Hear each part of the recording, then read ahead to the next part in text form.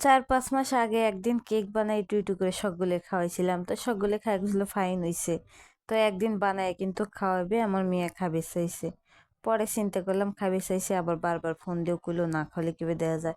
এইদিকে আমার হইলো সিলিন্ডার গ্যাস। তাও আমি বানাইনি, কিছু বন্ধ দেই না। আমার মেয়ের জন্যই মোটামুটি সবকিছুই ঘরেই বানাইতে চেষ্টা করি। তো এই যে কালকেও আবার হেই কাম করবার গেছি, তো মেলা দিন বানাই নিয়ে তো ওই জন্য আর কি তাল মাল একটু ঠিক নাই।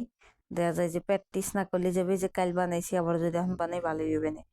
তো হঠাৎ করে বানাইছি যে কথা হেই কাম, এখন একজনের দেবো আর একজনের দেবো না, তাই কি হয়?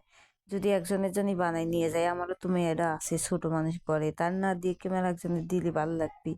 তাই চিন্তা করলাম তাহলে দুইখান বানাবো, আমার মেয়ের জন্য একটু ছোট করে, আর যার দেবো তারটা একটু বড় করে। তো একই সাথে কলাম গুলাইছি, সবকিছু একই সাথে রেডি করছি। এখন আবার হেই তাই একসাথে দিছি, দুই চুলেই দিলাম।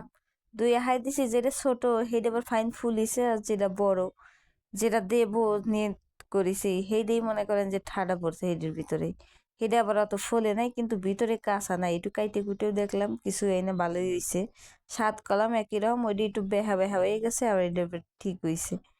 পরে আর কি করলাম, এর আবার একজনে দিলি তো ছোটটা দেওয়া যায় না, ওইটাই দিয়ে দিলাম যে যা পারছি তাই নাও। কয় তুমি তো তাও বানাইতে পারছো, আমি তো হেউ পারি না। পরে ওই দিয়েছি, খুশি হয়েছে।